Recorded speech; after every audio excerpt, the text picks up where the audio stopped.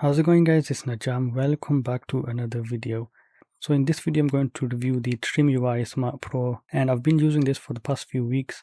I've been playing loads of different games on it, and it's time for my review. Now there's quite a lot to talk about, so I'm just going to get straight into it to make this video as short as possible. First thing I want to mention is that I did make an update on this video regarding the SD card, that it died. I have got it right over here. The one that came with it is dead, doesn't work. It's 128 gigabytes. Since then I've been using my own SD card, which obviously I had lying around, but this is one of the things to mention, because don't buy any of these handhelds, no matter which one it is, with an SD card, because they come out really cheap. And so I've been using this one, and what I just need to mention is that I've been using my own ROMs on this. I do not have ROMs for all the systems on this handheld, so I can't test all these systems out there. Now I will test out PS1, Nintendo 64, PSP, and Nintendo DS, as well as all the Game Boy stuff, and also the SNES and NES, and some arcade stuff, and some little other bits, which is what most people play. So that's just one thing I need to mention, and I will leave affiliate links in the description if I find some. Let's go over the specifications.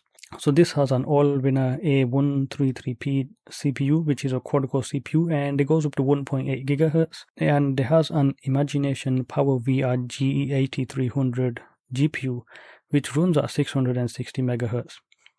It has 1 gigabyte of RAM and 8 gigabytes of eMMC storage, which you cannot access unless you modify this software wise, and it takes up to 1 terabyte SD cards, and that's what you're going to have all the games on. You do also have a USB port for flash drives, and on the front over here you do have a 5-inch 720p display. It also has Wi-Fi and Bluetooth, and it does have stereo speakers over here.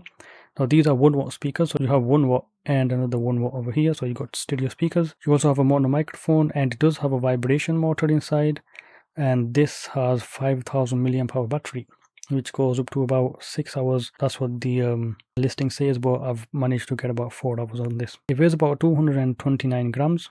The price is under £50 with the SD card, but I don't recommend buying this with an SD card. It will be like £30, which is very cheap. So let's take a look at the design. This, as you can see, is a copy of the PlayStation Vita, but is a little bit thick compared to the Vita, and it's a very simple design. There's nothing much going on. It's made out of plastic, and it feels like strong plastic, but it's very it's built really well, but it is cheap materials. You have plastic buttons. It's a very nice looking device. And also do want to talk about portability. This is a very portable device compared to even a smartphone. This is the size of a smartphone basically, but it has a smaller display. And I would say it's definitely pocketable, especially with these sticks, because they don't pop out a lot from the device, which is very nice. So I've been able to carry this in my jacket pocket, and so that's pretty nice. Now let's talk about the controls. We'll start off with the D-pad. Now the D-pad is a little bit small, and these buttons are a bit small, but as you can see, if you can hear this, they are tactile buttons, and these are very nice for platformers. And I've been just impressed with these controls. These are very nice clicky controls, very nice controls. So I'm happy with these controls. They are tactile buttons, they're not soft mushy buttons. Now the sticks, a lot of people complain about these sticks, saying that they're not the best because they don't have a lot of range. In my opinion, I think they're pretty good sticks. I don't really mind them. They're pretty nice. Now obviously if you have something that has more range, you would be able to compare it, but you're paying only like £50, and you're getting pretty good sticks in my opinion for that. But I've not really had much of an issue. I've been pretty happy with them. And the thing is, with these emulators that you have over here, the only system that use these sticks are the N64, the PS1, and the PPSS-PP emulator, and you can't use the RetroArch mapping to map the D-pad onto this, so that works. But for the most part, I've been playing with these buttons, and so it's been really nice. So sticks, maybe not the best, but I can't really find a way to complain about them. You do have the start button, which brings up options, and if I go into PPSS-PP and I press this button, I can actually get some options. And you can also press the X button to get different performance mode and different emulators on that. Okay, let's talk about the display. Now this is a 720p display, it's 5 inches, and it is an LCD display, so you can see the angles, the colors change a little bit. Now the only problem I have with this display is that it doesn't get very dark. And so if we go into display and you can change the brightness, I can go all the way down. You can still see this, but it's very bright over here, and in night time it's not going to be very nice on the eyes because it is very bright. Now the positive side for that is that the black levels are much harder to see. It looks a lot more like an OLED display because it's a very bright display even at low brightnesses. So it looks pretty nice even in the dark, but the quality of the display is very nice. I like the colors on it. You can actually adjust some the saturation and stuff, so that's pretty nice. You can turn the saturation up. So the display is pretty nice. I really like this display. There's one of the reasons to actually get this. And of course, this design wise is actually trying to be the PSP, and so they've also got the PSP emulator, and they've got some updates on it, and so the performance and everything has been different over the time, has been updated, and it has been improved. So you do get 16:9 aspect ratio on this. Now the other thing is, I have had the PlayStation Vita 2000, which is the Japanese version, and this display in my opinion is actually better than that. It looks better, it's brighter, and you can see a lot of detail. The resolution is very nice on this because the PPI is very high. It looks very nice. The speakers sound very nice. They don't sound tinny, they don't sound very boomy, they sound very well balanced, and it's very nice in gaming. So it's pretty nice, especially when there's cutscenes going on. It does sound very nice. Now let's take a look around the device, and we'll go over the I/O. So it does on the top have the power button, you have the volume up and down, and this is a host input, which means you can plug a USB hard drive into this. Well, not a hard drive, a USB thumbstick, and you can actually play the game straight off of that. Now I haven't tested this, so I can't really mention anything on it, can't really talk about it. And at the bottom you do have a function switch, which I'll go into in a bit, and this you can use to enhance the performance for PSP. I don't know what this is, I haven't been able to take it out, I don't really bother with that. You do have the Type-C for charging as well as for data transfer, so you can use this as an SD card reader, and you can just plug this directly into your laptop and transfer the games across.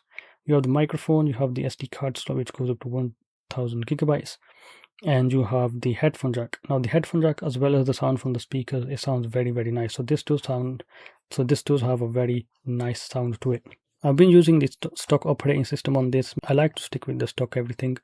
So this is a very nice operating system. It's very simple. It's based on Linux, and so this has 8 gigabytes of eMMC storage, and I believe this whole system just takes up about 2 gigabytes. You do have the emulators on here. You can access them through the SD card if you put that into the laptop, and also the games and everything, and you can access all these images that come at the back and the icons, I think, and you can probably access them as well, and you can change them if you want. But this has a very nice operating system, so you won't really be needing, if you want, you can just stick with this. You don't really have to put a custom firmware on it. Some of these games don't save states, and because I don't know what the problem is, because the ROMs are fine, because I use the same ROMs on other systems and I get the states saved and the ROMs saved as well. If I go into this game, I can't load it because it just doesn't save any of the states, but it does have the game saved. So if you go into continue, you can see that I can continue playing the game, so that's pretty nice. Now I'll briefly just talk about performance. Everything on this runs exceptionally well, from all the way down here, all the way from arcade, from here everything runs exceptionally well, no problems whatsoever all the way through. Game Boy runs fine, GBA runs exceptionally well, Game Boy Color runs exceptionally well, everything. These ones I haven't tested because I don't have games for them. And 64 runs exceptionally well. I haven't really had any issues with this, except that 50% of the games don't work because they do have some issues with this emulator. It's using Drastic for NDS, and I'm amazed with the performance. It's exceptional, it's very nice. Everything works exceptionally well for all of these. Even Pico 8 works really well. Not all of the games work properly because of the mappings of the controls, but I haven't really dived too much into this right now. Now this is where it gets a little bit different. PlayStation 1, I'm not sure if it runs 100%, but it is definitely very good emulation. I've only got just these 3 games and they run fine, but I will say Spider-Man on the N64 runs much better. It looks better as well. Now the PPSS-PP emulator, this is where it gets interesting. I'll talk more about this performance when I go over the PSP, but most of the games you're going to be able to run by tweaking, so it runs very well, and especially for the price and considering the specifications, I'm very impressed with the PPSS-PP performance. It runs also NES perfectly as well, so that's very nice. So let's talk about the games. We'll go all the way over to the arcade system, and now arcade system runs really well. Haven't really had any issues, as well as the Atari Lynx system. And I use the integer scaling. In my opinion, that makes everything look a lot better, even though it's a little bit smaller.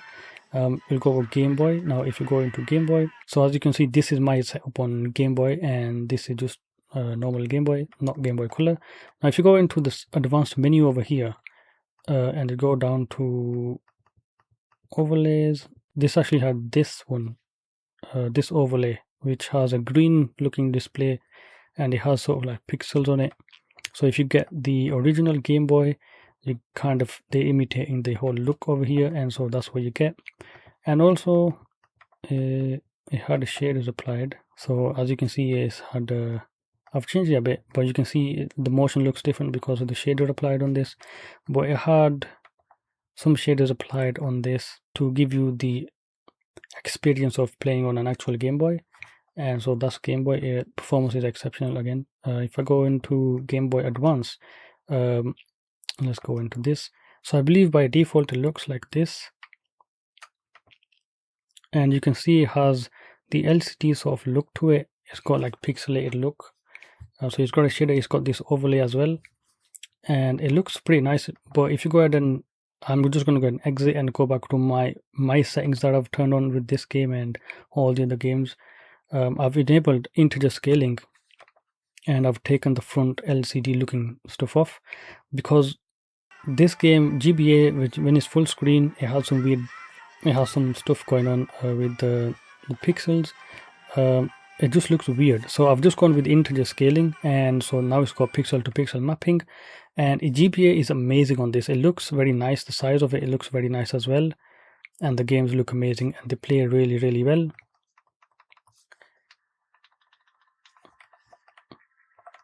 So GBA, very nice. I can say definitely GBA on this is amazing.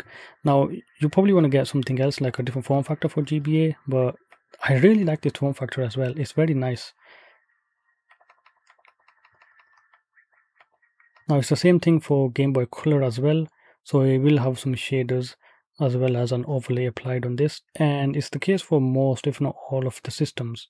So when it comes to scaling, Game Boy Color and Game Boy look really nice, even full screen, because the resolution is very small. When you apply integer scaling, they don't change the size, so the resolution of display is pretty much perfect for Game Boy and Game Boy Color and Game Boy. But Game Boy Advance goes a little bit smaller, and it looks much better in my opinion.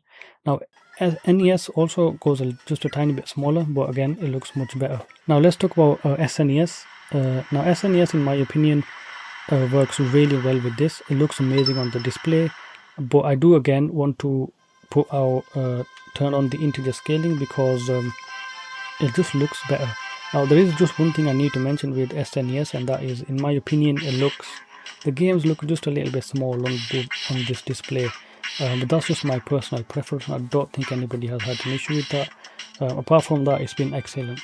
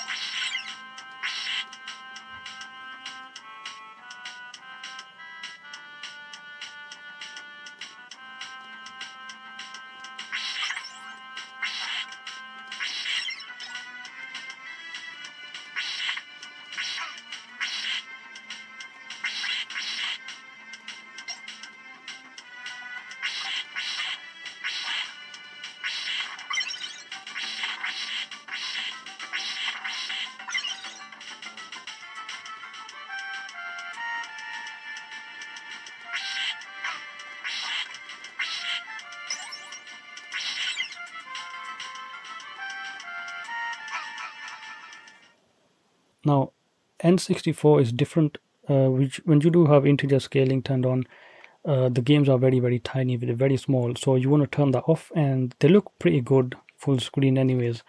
So N64 has really nice performance. I will say one thing, the controls are a little bit messed up, so you might want to remap them. But the games do look better than the PS1 games, and also they perform better than PS1. Now, one of my favorite systems to play on this is actually Nintendo DS. And this uses the Drastic emulator, and I have to admit, it's just amazing. The performance you get from this is absolutely amazing. So this is New Super Mario Brothers. Now, the Drastic emulator I've made just each screen full screen, because a lot of Nintendo DS games work well like this. And you can use the sticks for the stylus, and you can press the right trigger to change the world, and you can use this as a touch screen. The only negative thing I will say about this is that it is a little bit tedious, especially with games that use a lot of the touch screen. So that's just one negative. But if you go ahead and press that switches the display. The gameplay is pretty much perfect. I can't find a fault with this, and it looks really good as well. Now there's no fast forward. I think you can probably set that up in Drastic, but I'm just very impressed with the performance of this. It's basically like perfect Nintendo DS emulation, and that includes the big games like Pokemon Black version 2 and some of the newer games. So I'm very impressed. There's no slowdowns at all on this emulator, so very nice Nintendo DS performance. If you want both of the screens side by side, that works really well as well, but they are a bit small, so I just prefer one full screen image. So Nintendo DS, very impressive. I'm very impressed with it. I do like Nintendo DS on this. And let's talk about the PSP performance, which is what most people want to talk about.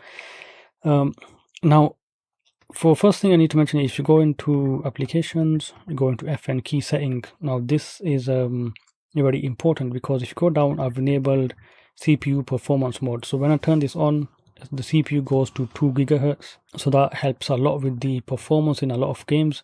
The battery life drops to about half, so you get about 2 hours, but the performance is almost doubled on a lot of these PSP games. Now there are 2 emulators.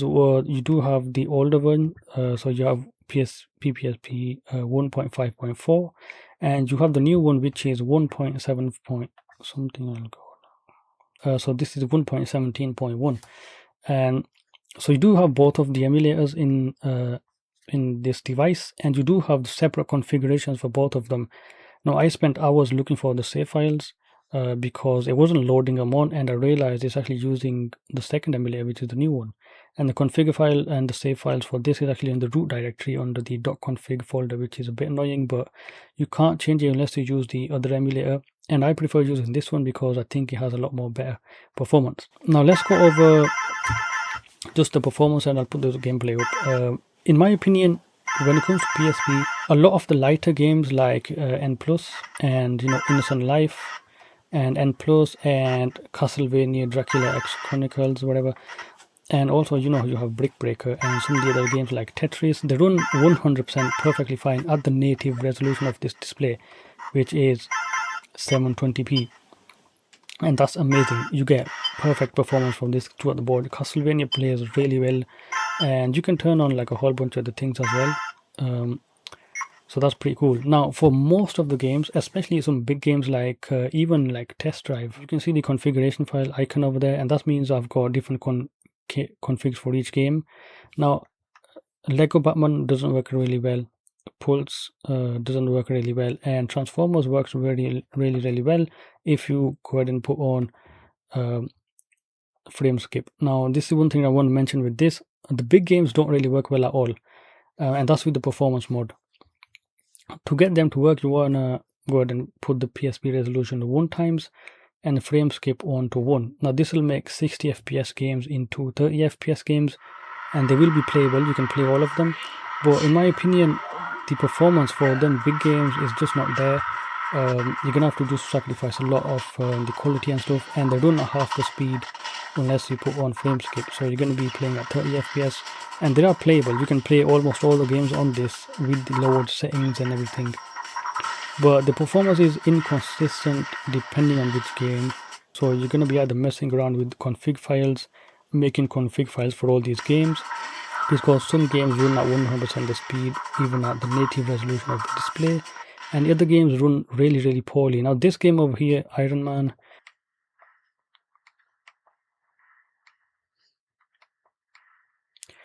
as you can see, when it gets heavy, it drops frames, even if you're using frame skip and using the lowest setting. And it does have stuttery audio, and you can see the slowdowns. So if I go into the game settings, you can see this one times PSP and frame skip is on 1. So a lot of the big games you're going to be playing like this.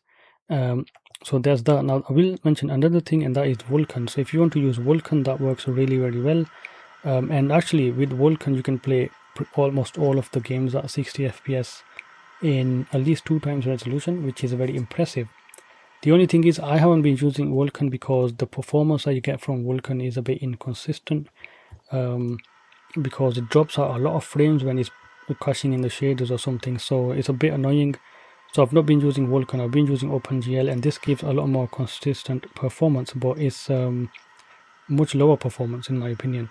Now for PSP, at the end of the day, I will recommend it, but again, you're paying just cheap prices, a low price for PSP, and you can get PSP on this working. Almost all the games will work, and they will work really well if you tweak them. So overall, I'm very impressed with the PSP performance. But that being said, most of the games are actually playable, and this is a very good way of playing PSP if you have a really tight budget. But saying that, actually in my opinion, I'd say if you want to play PSP, just get a controller plug that goes onto the smartphone, and then you can get much better performance that way. Now let's talk about the PlayStation. PlayStation works really well, and I can't really say much about the performance. As you can see just from the gameplay, everything works. There's no stuttering in the sound. Now PlayStation also looks really good, and this is using RetroArch, so you will be able to get the saves moved across it from different devices, and it works really well. So PS1 is very nice. I haven't tested all the games on it. I'm assuming there might be some games that do have some drop frames, but this can play PSP really well, so PS1 shouldn't really be much of an issue. Now if you go into applications, you can see it has Moonlight. This is a game streaming service, so you can remote play from your PC. I haven't tested this, so I can't say much about this, but it is there. So if you want to play, you can use the second stick, which is there for almost no reason, because there's no systems on here that actually use that. And I'm sure you've probably noticed right now that the speaker and the sound from the speakers is actually very nice. Now this is using RetroArch, and it's using the PPSSPP emulator. So if you go into the SD card file directory, you can see the saves and also the save states as well. So you'll be able to move them across from different devices if you're using RetroArch on your smartphone, on your PC, and on different devices. The saves are going to work from this. So this has movable saves, and that's very nice. Now let's talk about the battery life. I've been able to get about 4 hours using normal mode, and this is on lower systems like